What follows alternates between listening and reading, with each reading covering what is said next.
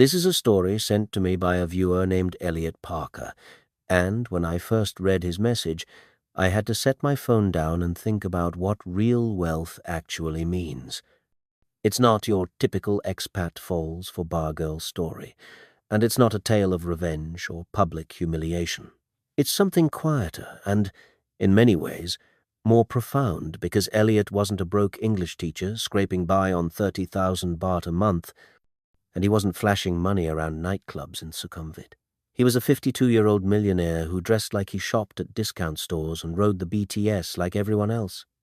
For nearly a year, he dated a woman named Dao who worked in luxury retail, who measured success by the car you drove and the restaurants you frequented, who believed that wealth must be visible or it doesn't exist. And when he quietly proposed to her after 12 months together, she laughed, not cruelly, but genuinely amused, and told him he was sweet, but too poor to be husband material. She had no idea she'd just rejected a man worth $2.4 million. What happened next isn't about revenge or proving anyone wrong. It's about something far more valuable. The quiet dignity of knowing your worth without needing anyone else to validate it. If you've been enjoying the stories I tell, please consider hitting the subscribe button. Your support is crucial for the growth of this channel and helps me dedicate time to making these videos despite my commitment to a full-time job. Thank you for being here. My name is Elliot Parker, and I need to tell you about the moment I learned that respect based on appearance isn't respect at all. I arrived in Bangkok on September 7th, 2021, not as a tourist seeking adventure or an expat running from something, but as someone who'd simply decided it was time for a change. At 52 years old, I'd spent the previous 26 years building and selling software infrastructure for corporations across the United States.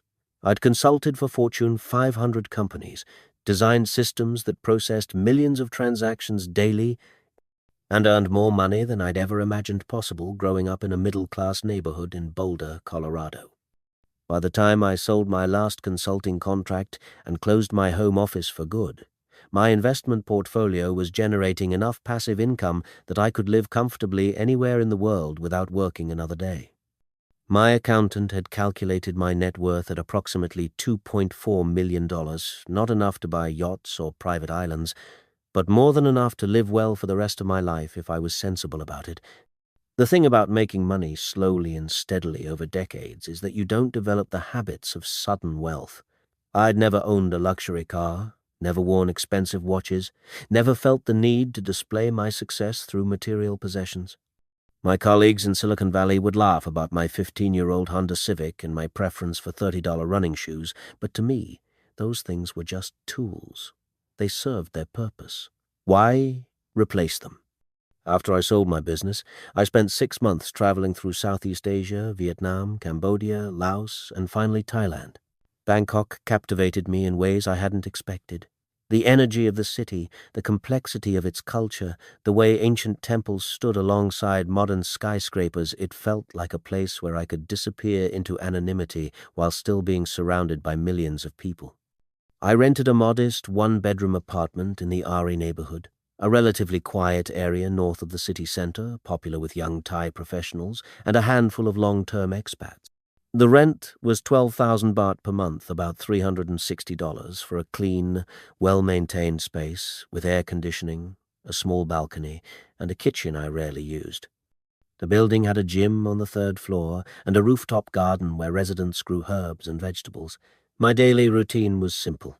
I'd wake around 7, make coffee using beans from a local roaster down the street, and spend the morning reading or learning Thai. I'd hired a tutor, a retired teacher named Kun Somchai, who came to my apartment 3 times a week to help me move beyond basic phrases. By noon, I'd walk to one of the local restaurants for lunch, usually spending between 60 and 100 baht on whatever looked good that day. Afternoons were for exploring the city on foot or by BTS, visiting museums, walking through parks, sitting in coffee shops, and watching the world move around me. I didn't own a car. I didn't need one. Bangkok's public transportation was efficient and inexpensive, and walking gave me a ground-level view of neighborhoods I'd have missed from inside a vehicle. I dressed simply: cotton shirts from Chatuchak Weekend Market, comfortable pants, good walking shoes. My entire wardrobe probably cost less than 2,000 baht, about $60. To anyone watching me, I looked like a retired teacher living on a pension, maybe a digital nomad scraping by on freelance work, and that was exactly how I wanted to look. I'd learned years ago that displaying wealth changes how people interact with you. They become more deferential, more calculating, more interested in what you can provide rather than who you are. I'd watched colleagues destroy relationships by flashing money around, by making every interaction a demonstration of their success. I wanted to be invisible. I wanted to be judged on my character, my conversation, my treatment of others, not on my bank balance or the brand of watch I wasn't wearing. I met Dao on a Saturday afternoon in late October, 2021, at a small gallery opening in Thongla. A Canadian expat I'd befriended at my local coffee shop, a photographer named Marcus, had invited me to see an exhibition of contemporary Thai artists. The gallery was tucked on a side street, a converted townhouse with white walls and polished concrete floors. I wasn't particularly interested in the art abstract pieces that seemed more concerned with statement than beauty, but I enjoyed the atmosphere. About 30 people milled around with glasses of wine, speaking in that peculiar mix of English, Thai, and international accents that characterized Bangkok's expat Thai social scenes. Dao was standing near the back of the gallery, wearing a cream-colored dress that looked expensive and probably was. She was talking with 2 other women, gesturing animatedly with her wine glass, her laughter carrying across the room. She was attractive in a polished, deliberate way, hair styled perfectly, makeup applied with precision, jewelry that caught the light. Marcus saw me looking and leaned over. "That's Dao. She works at one of the luxury boutiques in M Quartier. She's friends with my girlfriend. She seems popular," I said. "She knows everyone," Marcus replied. "Very social, very Bangkok." I didn't think much about her until later in the evening when Marcus's girlfriend, Ploy, brought her over to introduce us. "Elliot, this is Suthida, but everyone calls her Dao. Dao, this is Elliot. He's from America, living in Ari." Dao extended her hand with a smile that seemed practiced, professional. "Nice to meet you. How long have you been in Bangkok?" "About 2 months," I said, still learning my way around. "And what do you do here?" The question came automatically, the standard Bangkok inquiry used to categorize newcomers. "Not much," I said honestly. "I'm retired, mostly just exploring the city, studying Thai, trying to understand how things work here." Something flickered across her face, not disappointment exactly, but a recalculation. Retired didn't mean wealthy in Thailand. It often meant the opposite. Old men on fixed pensions, living cheaply because they had to. "That sounds relaxing," she said, her tone still polite but slightly cooler. "What did you do before retiring?" "Software consulting," I said. "Infrastructure design, mostly. Pretty boring technical stuff." She nodded, already losing interest. Software consulting could mean anything, could mean you'd made millions, or could mean you'd spent your career as a mid-level employee at a forgettable company. My simple clothes and casual demeanor suggested the latter. We talked for a few more minutes, surface-level conversation about the gallery, about Bangkok traffic, about good restaurants in Thongla. She was polite, charming even, but I could sense her attention was elsewhere. When another friend called her name from across the room, she excused herself gracefully. "Nice meeting you, Elliot. Enjoy Bangkok." I watched her rejoin her group of friends, immediately animated again, laughing and touching people's arms as she talked. She was good at this, the social performance, the networking, the constant maintenance of connections and appearances. I went back to looking at the art. I didn't expect to see Dao again, but Bangkok's expat Thai social circles are smaller than they appear. 2 weeks after the gallery opening, I ran into her at a weekend market in Chatuchak. I was browsing the section with household goods, looking for some baskets to organize my apartment, when I heard her voice behind me. "Elliot, the software guy from the gallery?" I turned to see her carrying several shopping bags, dressed more casually than before in jeans and a silk blouse, but still put together in a way that suggested careful thought went into even her casual appearance. "Dao," I said. "Good memory," she laughed. "I'm good with faces. What brings you to Chatuchak?" "Looking for baskets. You?" She held up her bags. Gifts for my family. My niece's birthday is next week. We walked together through the maze of stalls, falling into easy conversation. Away from the gallery's social performance, Dao was more relaxed, more genuine. She told me about growing up in Bangkok, about her family's expectations that she marry well and give them grandchildren, about the pressure of working in luxury retail where appearance was everything. Every day I sell bags that cost more than my monthly rent, she said as we stopped at a fruit stand for mango smoothies. I smile at women who spend 300,000 baht on a purse without thinking about it, and then I go home to my studio apartment in On Nut. That must be exhausting, I said. It is, but it's also motivating. I see what's possible if you have money, real money. I don't want to struggle my whole life. There was no judgment in her voice, just statement of fact. She'd assessed the world around her and decided that financial security was paramount. I couldn't fault her for that. We ended up spending the entire afternoon together, wandering through the market, stopping at a small restaurant for pad thai and iced tea. She asked questions about America, about Colorado, about what it was like growing up in the mountains. I asked about Thai culture, about her family, about the nuances of Bangkok social hierarchies I was still trying to understand. By the time we exchanged phone numbers and went our separate ways, I realized I'd enjoyed her company. Yes, she was status-conscious and maybe more materialistic than I was comfortable with, but she was also intelligent, funny, and surprisingly direct about her world view. Over the next month, we fell into a pattern of meeting once or twice a week. Coffee in the afternoons, walks along Benjakiti Park, occasional dinners at mid-range restaurants where the bill rarely exceeded 800 baht. I paid most of the time not because she expected it, but because I'd been raised to pay for dates, and because 800 baht meant nothing to my financial situation. But I noticed things. The way she'd glance at cars when we walked past luxury dealerships, identifying brands and models with casual expertise. The way she'd photograph her food before eating, always conscious of how things looked on social media. The way she'd mention, seemingly casually, when a friend had gotten engaged to a man who owned a business or drove a Mercedes. She was measuring everyone and everything against an invisible scale of success. By December, Dao and I were seeing each other 3 or 4 times a week. We'd progressed from casual acquaintances to something that felt like a relationship, though neither of us had explicitly defined it. We'd hold hands when we walked. She'd rest her head on my shoulder when we sat in parks. We'd kiss goodbye after our dates. She'd invited me to meet some of her friends, other women in their 30s, working in retail, marketing, or hospitality. They were polite to me, friendly even, but I could sense their confusion.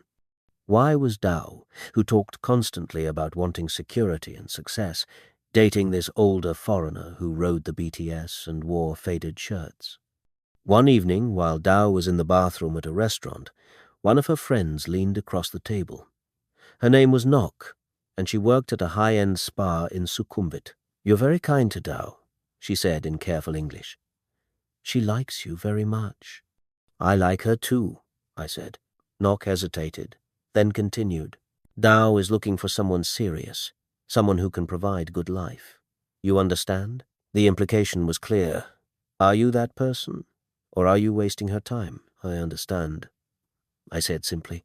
When Dao returned, Nok switched back to Thai, and the conversation moved on. But the message had been delivered. Dao's friends were protective of her, and they'd assessed me as probably not good enough. Dao herself never directly mentioned money, but her concerns showed in other ways.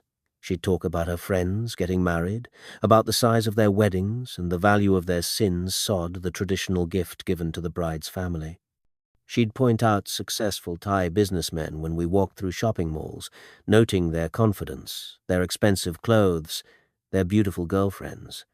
"That's what success looks like here," she said once, watching a young Thai man in a designer suit walk past with shopping bags from Louis Vuitton. "You can tell immediately who has made it." "Can you?" I asked. "Of course. Look at his watch, his shoes, the way he carries himself. Money shows. What if someone had money but chose not to show it?" She looked at me like I'd said something amusing but naive. "Why would anyone do that? If you have success, you share it. That's how people know you're valuable. I didn't argue. We came from fundamentally different worldviews. I believed value was intrinsic. She believed it was demonstrated. Neither perspective was necessarily wrong, just different. But as our relationship deepened, the differences became harder to ignore. By February of 2022, we'd been seeing each other for about 4 months.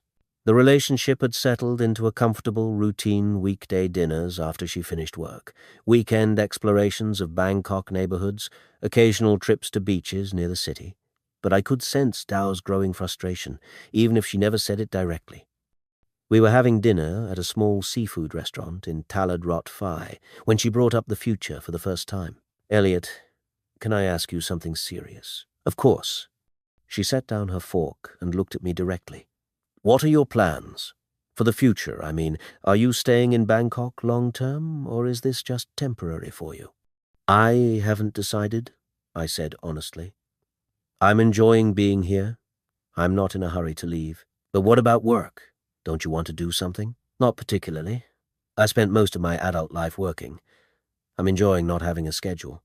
She was quiet for a moment, processing this. "But don't you get bored? Don't you want to build something?" "I built things for 26 years. Now I'm interested in experiencing things instead." "But experiencing things costs money." "It can. It doesn't have to." She looked around the restaurant, a modest place with plastic chairs and fluorescent lighting, where our entire meal would cost maybe 500 baht. "Elliot, you're a good man. You're kind. You're interesting to talk to. You treat me well. But..." She trailed off. "But what?" "But I'm 34 years old. My family asks me constantly when I'm getting married, when I'm giving them grandchildren. My friends are all getting engaged or married, and I'm dating a man who's happy eating street food and riding the BTS forever." There it was, the fundamental incompatibility we'd been dancing around for months. "What kind of life do you want?" I asked. "I want security. I want to know that if I have children, they can go to good schools. I want to not worry every month about rent and bills. I want to travel, to eat at nice restaurants sometimes, to have a car so I don't have to take the BTS in this heat. Is that so wrong?" "It's not wrong at all," I said. "Those are reasonable things to want, but you don't want them." "I want peace. I want simplicity. I spent too many years chasing more money, more success, more recognition. It made me comfortable, but it didn't make me happy." "So you're happy being poor?" The word landed like a slap, though she didn't mean it that way. In her framework, choosing simplicity when you had options was incomprehensible. But in her mind, I didn't have options. I was making virtue out of necessity.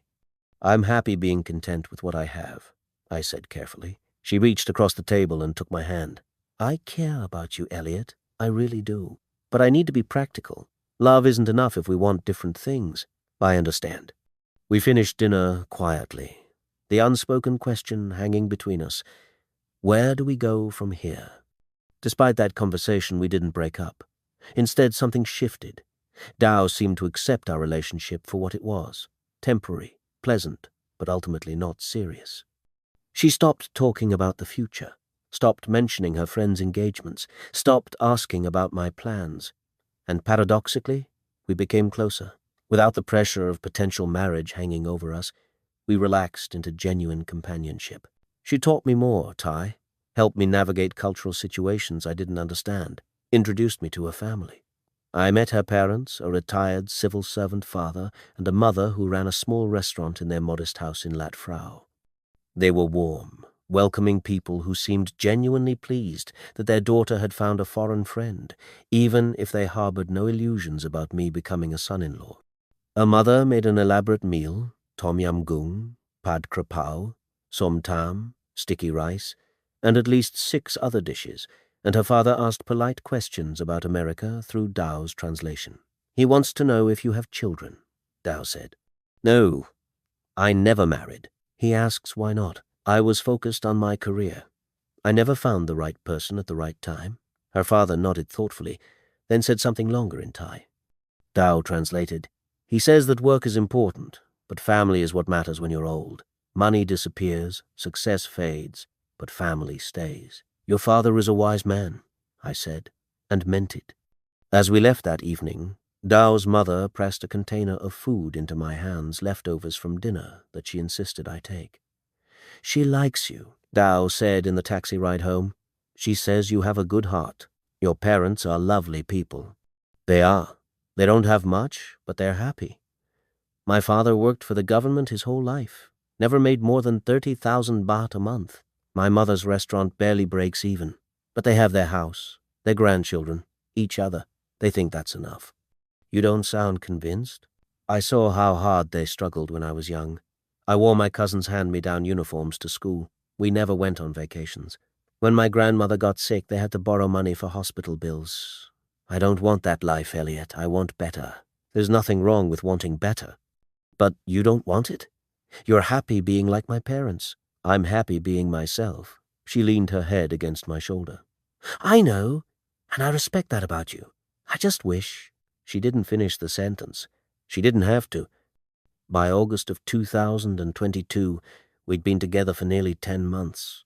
It was the longest relationship I'd had since my 30s, and despite our fundamental differences about money and success, I'd grown genuinely attached to Dao.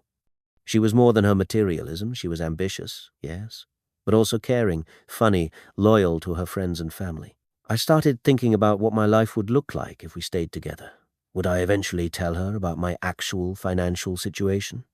Would that change things between us? Would she feel deceived that I'd hidden it for so long?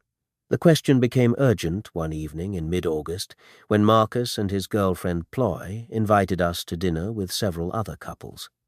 We met at a upscale restaurant in Siam Paragon, the kind of place with white tablecloths and prices that made most locals wince.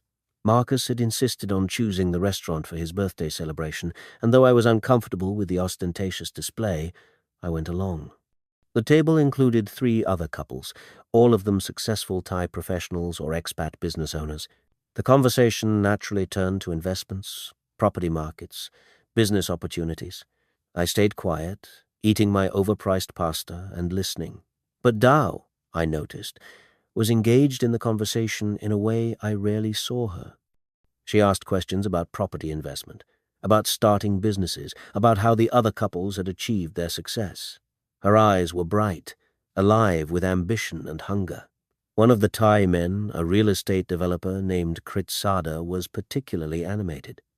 He talked about his latest project, a luxury condo development in Ekamai, his plans to expand to Phuket, his recent purchase of a BMW X5. His wife, dripping with jewelry, smiled adoringly throughout his monologue.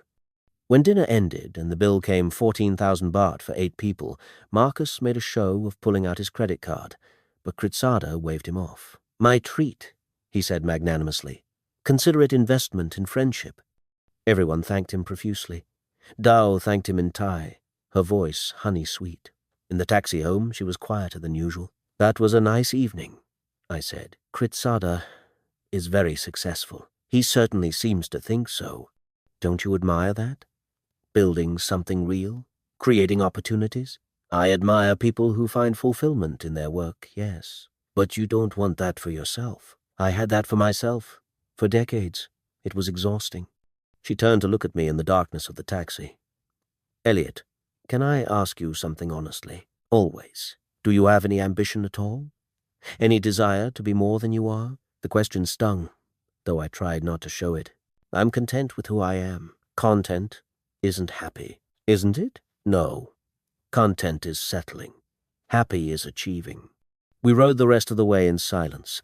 When the taxi dropped her at her apartment building, she kissed my cheek. "Thank you for coming tonight. Of course, I'll call you tomorrow." But something in her voice told me things had shifted again. Over the next few weeks, I barely heard from Dao. Her text messages became shorter, less frequent. Our usual coffee dates were postponed or cancelled. When I asked if everything was okay, she'd say she was busy with work, with family obligations, with friends. I knew what was happening. She was pulling away, creating distance before the inevitable end, and I couldn't blame her. We wanted fundamentally different things from life, and pretending otherwise was unfair to both of us. But I'd also realized something during those quiet weeks alone. I loved her. Not the idea of her, not the companionship, but her Suthida Chaya seat, with all her ambitions and contradictions and impossible standards. I loved her determination to build a better life than her parents had. I loved her loyalty to her friends. I loved the way she laughed at Thai comedy shows I didn't understand and patiently explained the jokes. I loved that she'd made me see Bangkok through her eyes, not just as a tourist paradise, but as a complex city where millions of people struggled and dreamed and built lives. And I realized that if I loved her, I owed her honesty, not to change her mind or prove something, but because relationships deserve truth. I decided to propose, not with grand gestures or expensive restaurants, not with promises of luxury or displays of wealth, just an honest question. Would she build a simple, comfortable life with me? I went to a jewelry store in Salem, not a luxury brand, but a reputable local jeweler who'd been recommended by my Thai tutor. I spent an afternoon looking at rings, finally choosing a simple gold band with a small diamond. It cost 65,000 baht, about $2,000. Not cheap, but not extravagant either. A ring that represented commitment without ostentation. I called Dao and asked if she'd have dinner with me. There was hesitation in her voice, but she agreed. We met at a riverside restaurant in Rattanakosin, a quiet place with views of Wat Arun across the Chao Phraya River. It was early evening, the sun just beginning to set, painting the temple gold and orange. It was one of Dao's favorite views in Bangkok. She'd brought me here on one of our first dates. She arrived wearing a blue dress I'd always liked, her hair pulled back simply. She looked beautiful but tired, like someone carrying a decision they didn't want to make. We ordered food, green curry, spring rolls, fried rice, and made small talk about her work, about the weather, about everything except what we were both thinking. Finally, as the sun disappeared and the lights came on across the river, I reached across the table and took her hand. Dao, I need to tell you something. She looked at me with sad eyes, already preparing herself for the breakup conversation. I know we want different things, I continued. I know you dream of security and success in ways I don't. I know you see me as someone who's settled for less instead of striving for more. And I understand why you'd want more than I can offer. Elliot, please, let me finish. These past 10 months with you have been some of the happiest of my life. You've shown me a side of Bangkok I never would have found on my own. You've taught me about Thai culture, about what matters to people here. You've introduced me to your family, your friends, your world, and I've fallen in love with you, not with who I wish you were, but with who you actually are. I pulled the small box from my pocket and placed it on the table between us. I'm asking you to marry me, not because I can promise you a life of luxury or status, because I can't. I live simply, and I plan to keep living simply. But I can promise you respect, partnership, and a comfortable life where you won't have to worry about rent or hospital bills. I can promise you travel, security, and someone who will love you exactly as you are. I opened the box. The ring looked modest in the restaurant's dim light, a simple gold band with a small diamond that probably cost less than the handbag she sold every day at the boutique. Dao stared at the ring for a long moment. Then, incredibly, she started to laugh. Not cruel laughter, not mocking, but genuine amusement. She covered her mouth with her hand, trying to stop, but the laughter kept coming in small waves. Elliot, I'm sorry. I'm not laughing at you, She took a breath, composing herself, but a smile still played at her lips. You're very sweet. Really you are. You're one of the kindest men I've ever known. But let's be real here. You're just a poor foreigner. The words were gentle, almost affectionate, like she was explaining something obvious to a child. Marriage isn't just about love, she continued. It's about building a life together. It's about security, about giving children opportunities, about not struggling the way my parents struggled. Love isn't enough, Elliot. It just isn't. So that's a no. Let's be realistic. You ride the BTS. You wear the same 5 shirts. You eat at street stalls. You live in a 12,000 baht apartment. Those are the choices of someone who has to, not someone who wants to. I need someone who can give me the life I want, and you can't. That's not your fault. You're retired, you're living on whatever savings you have, and I respect that, but I can't marry that. She reached across and closed the ring box gently. I care about you. I really do. But marriage is serious. It's about reality, not romance. And the reality is that you're a good man with a good heart, but you're not the man who can give me what I need. I sat there, looking at this woman I'd loved, watching her explain with perfect clarity why I wasn't enough. The irony was almost beautiful. She'd accurately assessed my visible life while completely missing the truth beneath it. I could have explained then, could have told her about the investment accounts, the property holdings, the passive income that meant I'd never have to work again. Could have shown her bank statements and proved that I could give her everything she wanted and more. But I didn't, because if respect depended on proof, it wasn't respect. If love required financial statements to validate it, it wasn't love. I picked up the ring box and put it back in my pocket. Then, we want different things, I said quietly. I'm sorry, Elliot. I really am. You deserve someone who wants the same simple life you want.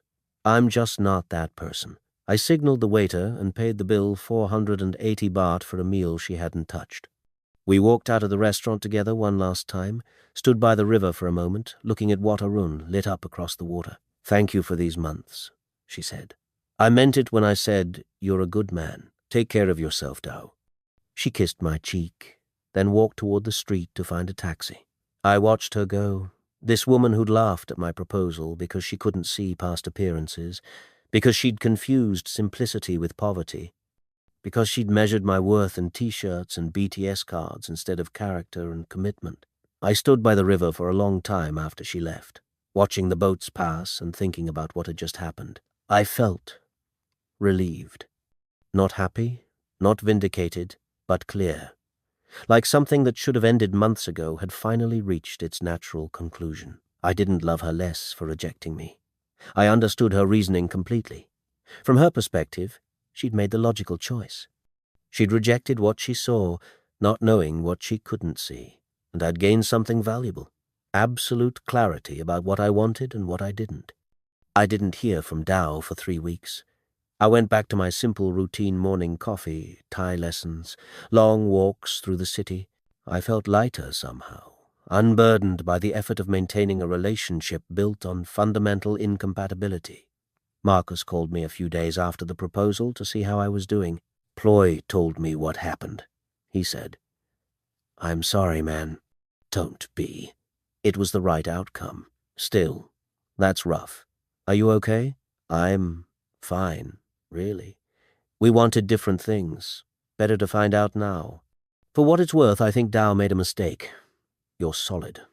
Not everyone needs to flash money around to be successful. I almost told him then. Almost explained that I wasn't the struggling retiree everyone assumed I was. But I caught myself. What would be the point? To prove something? To whom? Thanks, Marcus. I appreciate that. 3 weeks after the proposal, I was having coffee at my usual cafe in Ari when my phone buzzed. A message from Dao. Hi, Elliot. Can we talk? There's something I need to tell you. I hesitated, then replied, Of course. When? Are you free today? Can we meet at the cafe near Benjikiti Park? The one we used to go to? Something in her message felt urgent, almost desperate. I'll be there at 2. Dao was already sitting at a corner table when I arrived, nursing an iced Americano and staring at her phone. She looked different, thinner maybe, or just tired. When she saw me, she stood up quickly, her expression anxious. Thank you for coming. Of course. What's wrong? She waited until I'd ordered coffee and sat down before speaking. When she did, the words came out in a rush. I talked to Ploy last week. We were having dinner, and your name came up. She mentioned something about you that I didn't know. My stomach tightened. What did she mention? She said Marcus told her you used to run a consulting business in America. A big one. She said you sold it before moving here, and that you have. She couldn't finish the sentence. Her face was a mixture of confusion, embarrassment, and something that might have been anger. She said you're actually quite wealthy. She said you're probably one of the wealthiest people Marcus knows. I didn't say anything. What was there to say? Is that true, Elliot? When you proposed to me when I told you that you were too poor to give me the life I wanted, were you secretly rich the whole time? The cafe suddenly felt very small. "I'm comfortable," I said finally. "I live simply by choice, not necessity." "Oh, comfortable? That's not really—" "Elliot, please. I need to know. How much are we talking about?" "My net worth is approximately $2.4 million. I have property investments, dividend portfolios, and passive income streams that generate enough for me to live anywhere in the world without working. I could afford a nice house, a car, private schools for children, international travel, all of it. I choose not to because I find more satisfaction in simplicity." The color drained from her face. She looked like she might be sick. $2.4 million. Yes. And you let me think you were barely scraping by. You let me think you were some broke retiree living on pensions. I never said I was broke. I never lied to you about anything. You made assumptions based on how I dressed and where I lived, and I didn't correct those assumptions. Why not? Her voice rose, drawing glances from other customers. Why would you hide that from me? Because I wanted to know if someone could love me without it. I spent most of my adult life watching people's behavior change when they found out about my finances. Friends became deferential. Women became more interested. Every interaction was colored by what I could provide rather than who I was. I was tired of it. So you lied. I didn't lie. I just didn't volunteer information you never asked about. That's the same thing. Is it? You never asked to see my bank statements. You never asked about my investments or property holdings. You looked at my clothes and my apartment and decided who I was, and I let you make that decision. She was shaking now. Whether from anger or shock, I couldn't tell. Do you have any idea how humiliating this is? I rejected your proposal because I thought you were poor. I laughed at you, Elliot. I laughed at you and told you that you weren't good enough for me. And the whole time you were worth more than everyone at that dinner in Siam Paragon combined. I didn't propose to prove anything or trick you into rejecting me. I proposed because I loved you and wanted to spend my life with you. The ring I bought might not have been expensive by some standards, but it represented real commitment. Your rejection hurt, but it also gave me clarity. Clarity about what? About what you valued. You didn't reject me, Dao. You rejected the version of me you'd imagined based on appearances. You measured my worth in T-shirts and BTS rides instead of character or compatibility. And you know what? I'm grateful for that clarity. She stared at me, tears beginning to form in her eyes. You're saying I'm shallow. I'm saying we wanted different things. You wanted someone whose success was visible, who would validate your ambitions through material display. I wanted someone who could see past appearances to substance. Neither of us got what we wanted, and that's okay. We weren't right for each other. But if you'd known, would you have loved me or my money? Would you have been with me because of who I am or what I could provide? She didn't answer. Couldn't answer. That's why I didn't tell you, I said gently. Because I needed to know the difference. Dao wiped her eyes with a napkin, her carefully applied makeup smudging slightly. I need to apologize. You don't, please. I need to say this. She took a shaky breath. I was wrong about you. Not about the money, I didn't know about that, but about what matters. I looked at your simple life and thought it meant you'd failed. I measured success in cars and brand names and visible achievements because that's what I was taught to value. My whole life, people told me that security meant money, that success meant displaying it, that a good man was one who could give you status. That's not an unreasonable thing to want. But it's not the only thing to want. Watching you these past months, I saw someone who was genuinely content. You weren't stressed about work or status or what other people thought. You were just peaceful. And I thought that was weakness. I thought contentment was settling. I couldn't imagine someone choosing simplicity when they had options. Because you thought I didn't have options. Yes. And I'm sorry for that assumption. I'm sorry I laughed at your proposal. I'm sorry I made you feel like you weren't enough. You were more than enough, Elliot. I just couldn't see it. The apology was sincere, I could tell. But it also felt incomplete, like she was apologizing for the wrong thing. Dao, I appreciate your apology.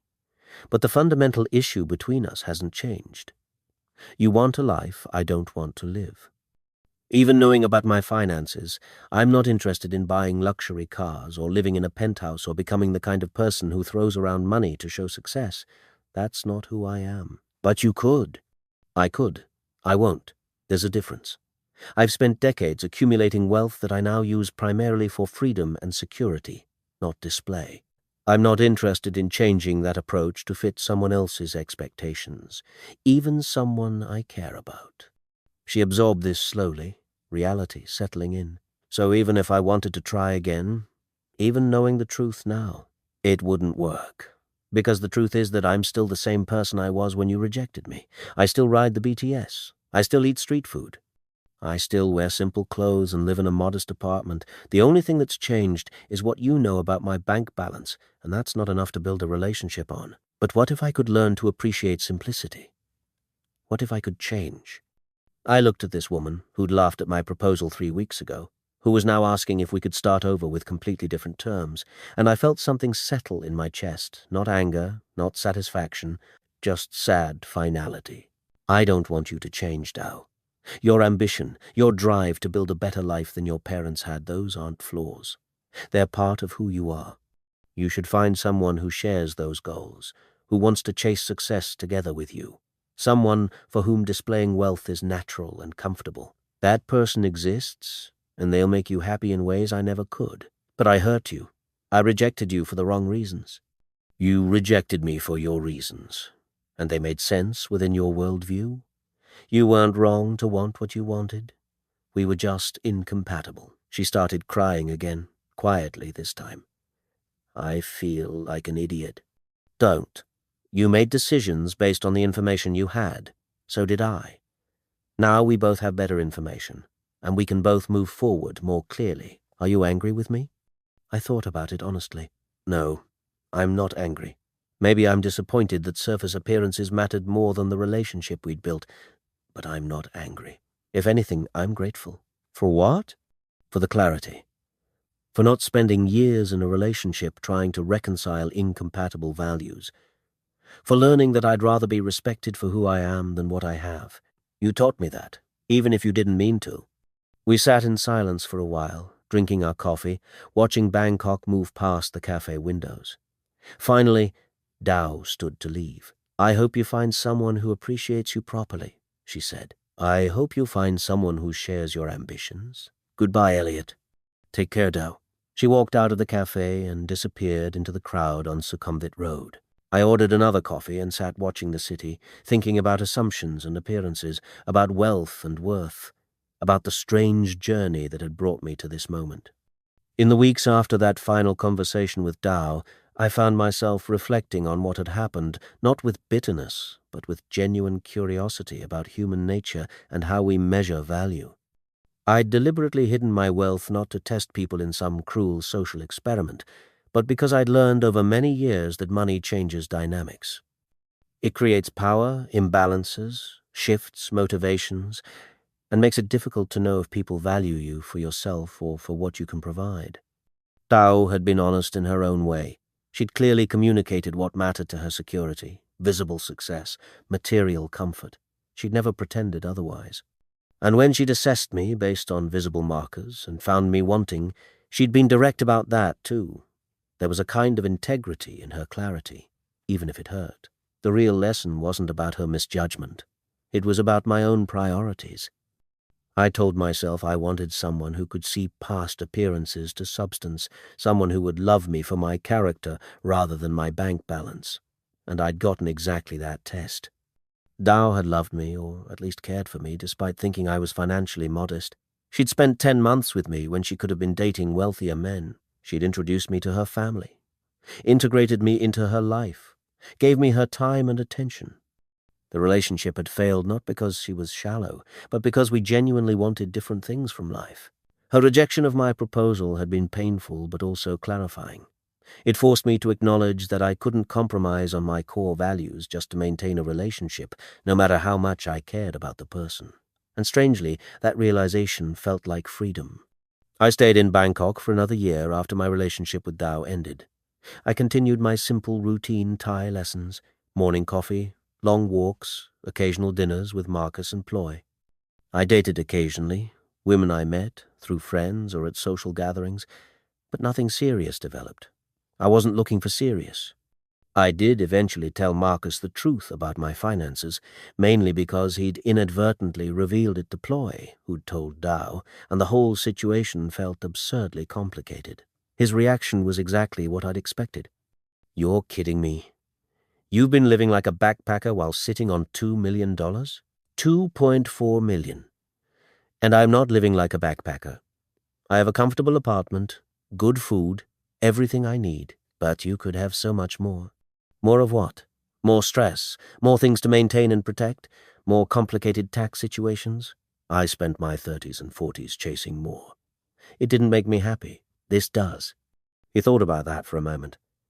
"And you really didn't tell Dow because you wanted to test if she'd love you anyway?" "I didn't tell her because I wanted our relationship to develop without that complication. I wanted to be seen as myself, not as my net worth. And instead she rejected you for being broke. She rejected me for wanting a different kind of life. The money was just the visible marker of that difference." Marcus shook his head. "Man, you're way more philosophical about this than I would be. I'd be furious." At what? At her for being honest about what she wanted? At myself for not revealing information that might have changed her mind? There's no villain in this story.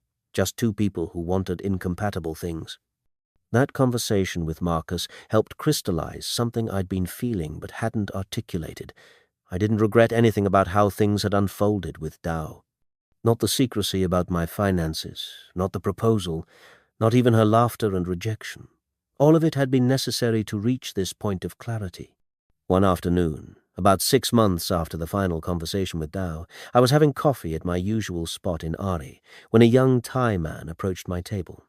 He was maybe 25, dressed in business casual, carrying a leather messenger bag. "Excuse me, are you Elliot Parker, the software consultant?" I looked up, surprised. "I was. Years ago. How do you know my name?" "My name is Somche. I work in tech here in Bangkok. I heard about you through a mutual friend, Marcus, actually. He mentioned you'd built and sold a consulting business in the States and now you're living here. I was hoping I could ask you some questions about entrepreneurship." I gestured to the empty chair. "Sure, have a seat." Somchai pulled out a notebook filled with questions about software architecture, about building a business from scratch, about managing clients and scaling operations. His questions were intelligent, well-researched. We talked for over an hour. Finally, he asked the question I could sense he'd been building toward. "Marcus mentioned you're quite successful financially, but you live very modestly. May I ask why? Most successful people I know want to show their success." I smiled. Most people see wealth as a tool for acquiring things, cars, houses, luxury goods. I see it as a tool for acquiring freedom. The freedom to live where I want, how I want, without stress about money. The freedom to spend my time doing things I enjoy rather than things I have to do to maintain expensive lifestyle choices. But don't you want nice things? I have nice things. I have a comfortable apartment, good coffee every morning, the ability to travel when I want, excellent food whenever I'm hungry, and, most importantly, time. Time to read, to learn Thai, to walk through the city, to think. Those are nice things to me. What about status? Respect? If someone's respect depends on seeing my bank statements or knowing what car I drive, that's not respect I value. Real respect comes from how you treat people, how you handle yourself, whether your word means something. Those things have nothing to do with money. Somchai wrote this down carefully. Did you always think this way? God, no. In my 30s, I absolutely wanted people to know I was successful. I bought a luxury car I rarely drove, wore expensive watches, took clients to fancy restaurants. And you know what I learned? All that display attracted the wrong people and created the wrong expectations. The relationships I built were partially transactional. People valued what I could provide or the status I could give them, not who I was fundamentally. So you gave it all up? I gave up the performance. I kept the security. There's a difference. I still have investments, property, passive income. I could live a luxury lifestyle if I wanted. I just don't want to. The maintenance cost, not financial, but psychological, is too high. We talked for another 30 minutes before Somchai had to leave for a meeting. As he stood to go, he said something that stayed with me. You know, most successful people I meet are trying to convince me they're successful. You're the first one I've met who's trying to convince me success doesn't matter. It's refreshing. After he left, I thought about what he'd said. Was I trying to convince people success didn't matter? No. Success mattered. I'd worked hard for decades to achieve financial security. But I'd learned that success and visible display of success were entirely different things, and only one of them was worth pursuing. I'm still in Bangkok as I write this, now 2 years after Dao laughed at my proposal. I moved to a slightly larger apartment in the same building, 15,000 baht per month instead of 12, because the extra balcony space lets me grow herbs and have morning coffee outside. My routine hasn't changed much. I still ride the BTS, still eat at street stalls, still wear simple clothes. But I'm not alone anymore. I met Sirapon, everyone calls her Pim, at a community garden project in my neighborhood. She's a 41-year-old elementary school teacher, widowed 3 years ago when her husband died in a motorcycle accident. She has an 8-year-old daughter named Mali, who's obsessed with drawing and wants to be an artist when she grows up. Pim and I bonded over our shared love of growing things. She taught me about Thai herbs and vegetables. I helped her build raised beds for the community garden. We'd work side by side in the early mornings, before the heat became unbearable, talking about everything and nothing. She knows what I do, retired software consultant, but she's never asked about money, never seemed concerned about it. She lives modestly too, on a teacher's salary, in a small apartment near her school. When I invited her and Mali to dinner for the first time, she insisted we eat at a restaurant near her apartment because she knew the prices were reasonable. I can't let you spend too much, she'd said. Teachers don't make much money. I'd laughed and told her I could afford dinner, but I didn't elaborate. We ate khao man gai for 45 baht each, and it was perfect. 6 months into our relationship, Mali asked me one evening, "Hun Elliot, why don't you have a car? All of my friends' fathers have cars." Pim had looked mortified. "Mali, that's rude. Not everyone needs a car." But I'd answered honestly, "Because I like walking and riding the BTS. I get to see more of the city that way. Plus, Bangkok traffic is terrible. Why would I want to sit in a car for 2 hours when I can read a book on the train?" Mali had thought about this seriously, then nodded. "That makes sense. Can you teach me to ride the BTS? Mama says I'm old enough." Now, 2 years later, the three of us ride the BTS together on weekends. We visit museums, eat at food courts, explore different neighborhoods. Mali has a sketchbook she carries everywhere, drawing what she sees. Pim holds my hand while we walk, content in ways that have nothing to do with money. She still doesn't know about my finances. Eventually I'll tell her, probably before we get more serious, because honesty matters in relationships. But for now, I'm enjoying being loved for who I am without the complication of wealth entering the equation. I think about Dao sometimes, wonder if she found what she was looking for. I hope she did. I hope she met someone whose success was visible enough to make her feel secure, whose ambitions matched hers, who wanted the same life of material comfort and social status she valued. We weren't wrong for each other because one of us was bad. We were wrong because we measured worth differently. She measured it in visible achievements and financial security. I measured it in peace and authentic connection. Neither perspective was wrong, they were just incompatible. The real lesson I learned wasn't about Dao's assumptions or my hidden wealth. It was about knowing yourself clearly enough to recognize incompatibility early, having the courage to walk away from relationships that require you to compromise your core values, and understanding that being alone is better than being with someone who doesn't see you. Dao saw a poor foreigner in simple clothes. She rejected that version of me based on visible markers of success. And in doing so, she revealed that we could never have worked long-term, regardless of my actual finances. Because if she'd needed proof of wealth to respect me, that respect would always have been conditional on things that didn't matter to me. I'm grateful for that clarity now. Grateful for her honesty, even when it hurt. Grateful for the lesson about what I truly valued. And grateful that I had the self-respect to not try to prove anything after her rejection. Because here's what I've learned. If someone needs visible wealth to respect you, they don't respect you, they respect wealth. If love requires guarantees of security and status, it isn't love, it's a transaction. And if you have to prove your worth through bank statements or material possessions, you've already lost something more valuable than money. Real wealth isn't having $2.4 million. Real wealth is being content with who you are, secure enough in yourself that you don't need external validation, and clear enough about your values that you can walk away from relationships that require you to compromise them. I live simply not because I have to, but because I choose to. That choice, that freedom is worth more than any luxury car or designer watch or penthouse apartment could ever be. And the woman who laughed at my proposal because she thought I was poor, she wasn't wrong to reject me. She was just blind to everything that made me rich.